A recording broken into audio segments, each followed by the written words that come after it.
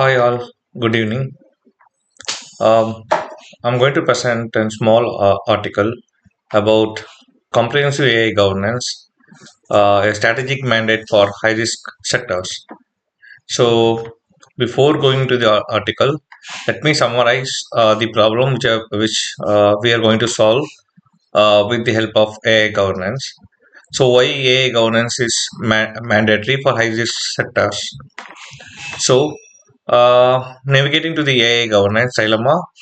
Uh, AI integration in high risk systems, specifically autonomous vehicles, smart factories, healthcare industry, offers unprecedented efficiency but introduces unique challenges like opacity, complexity, and non determinism. The core challenges faced by high risk sectors, which can be addressed using AI governance dilemma, would be we must balance three conflict forces. One is rapid innovation, the other is robust safety assurance. The last one is stringent regulatory adherence. Governance is not a cost burden. It's a trustworthy AI paradigm that enhances long-term profitability, and it is a competitive advantage. So now we are defining the problem, like why AI governance is specifically mandated for high risk industries. The need for governance is driven by a potential for catastrophic harm. Traditionally, quality management systems like ISO 9001, ISO 27001 are insufficient for the statistical and non-deterministic nature of AI. Now I'll walk over through the high risk domain versus example AI systems versus the risk. First, high risk domain in vehicle systems like ADAS or AV. Example AI system should be perception, lidar, perception using lidar and camera, and path planning, automated emergency braking (AEB), and then for risk, directly responsible for functional safety and vehicle operation. ISO 26262 also covers these risks.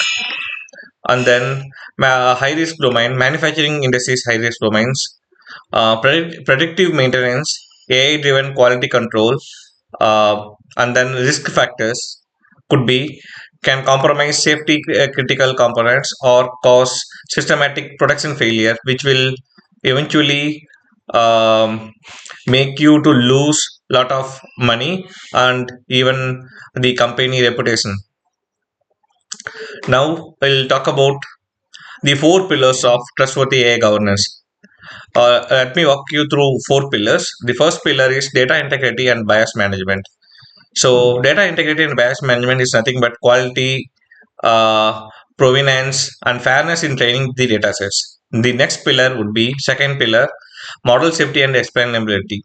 Technical assurance on the model, robustness of the model, and traceability decisions of the model, although are all those covered in this pillar. The third pillar would be regulatory compliance and accountability.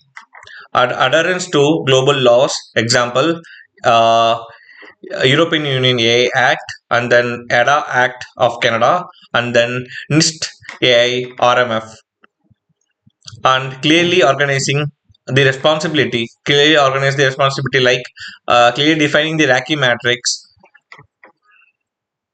And the last pillar would be human AI oversight and risk culture, strategic human supervision and managing the automation dependency.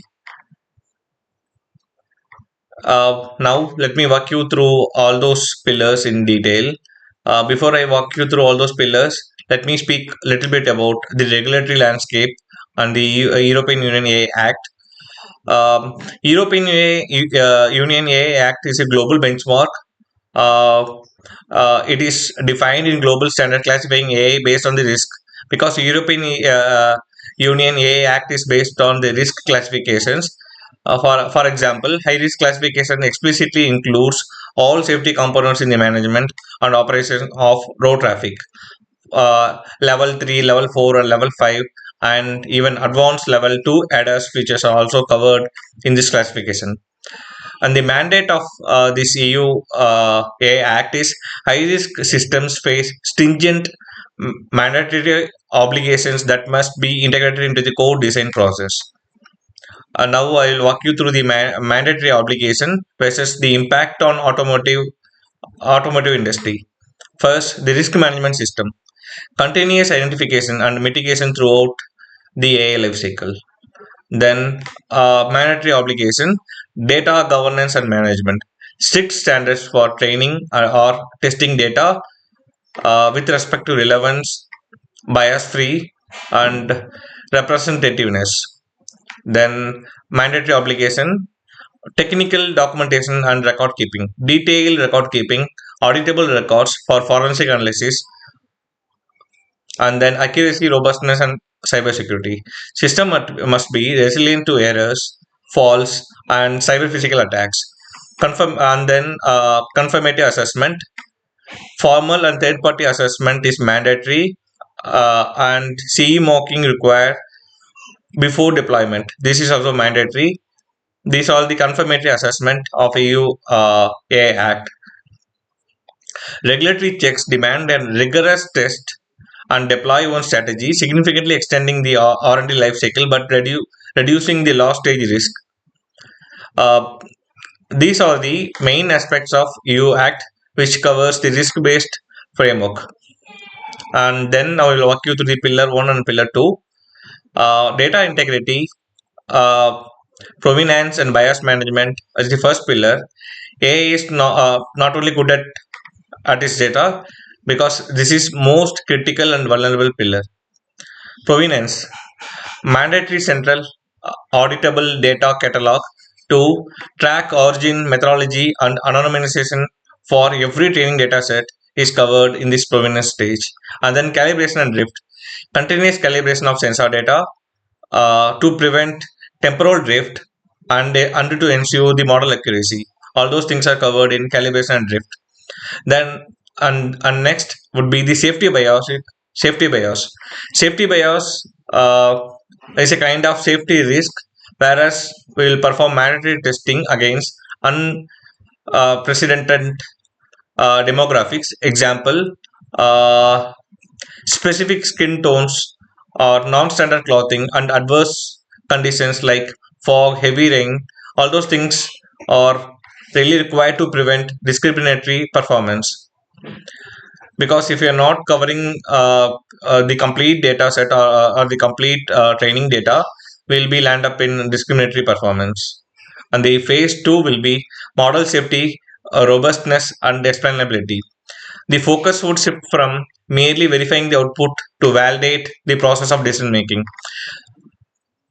How this is validated or how this is done, integrating with functional safety. Functional safety is nothing but ISO standard 26262, and automotive safety and integral level uh, uh, of critical function should be aided.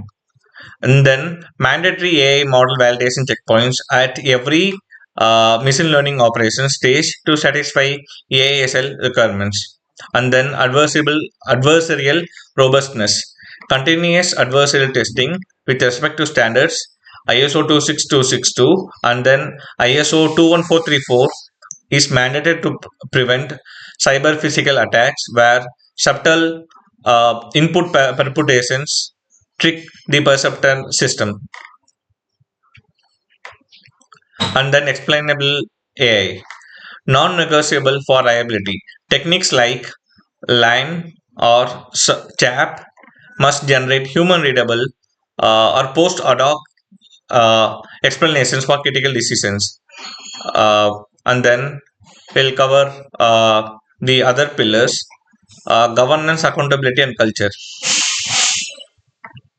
AI governance is the connectivity tissue between established disciplines.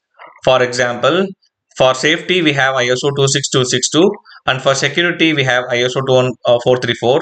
The safety standards of ISO 26262 prevents failures due to faults or bugs. And then for security standards like ISO 21434, preventing malicious manipulation and hacking. And then ethics or governance is covered in EUA Act, ensuring fairness, transparency, and accountability. Let me speak through with some examples. A failure caused by a hacker using an adversarial image is a failure of both security and governance. Security and governance in the sense, security standards 21434 and the governance standard which we are imposing EUA Act due to lack of adversarial robustness testing. And then accountability, traceability, and liability. These are also very important pillars for governance. Responsible party regulations mandate designating a formal accountable individual, example chief manager or a product owner, for the model's performance and compliance. And then the audit trail mandate. Audit trail is mandated because every action must be logged in a such a manner that when you look at forensic, when you have incidents or when you have alerts or when you want to go through those audit trials, we should be able to do that because a year mandate of audit trials is a must in the AI governance. AI model registration, central registry for risk tier, data lineage, and responsible party before deployment. And then forensic readiness, the vehicle event data recorder must store the model version, sensor inputs, control outputs, and the explainable AI to reconstruct the incident. When you have incident, we need to reconstruct that. So that in order to do that, we need to be forensically ready for that. And then the last pillar would be human AI oversight and culture.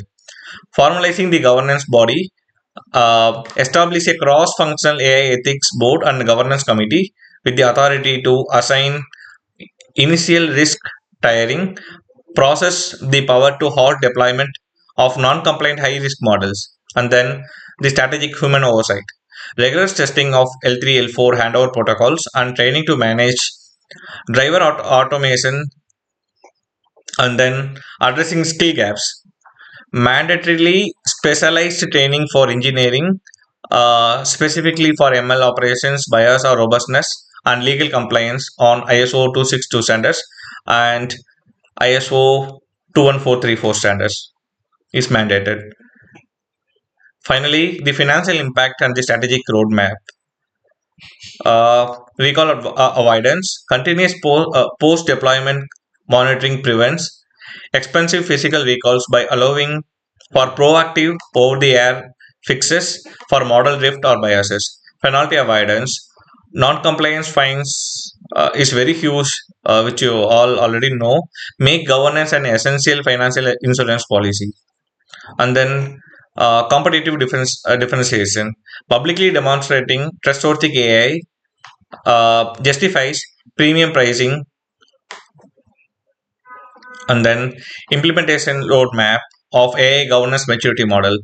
There'll be four levels. Level one will cover foundational, level two will cover integrated, level three is optimized, and level four is governed.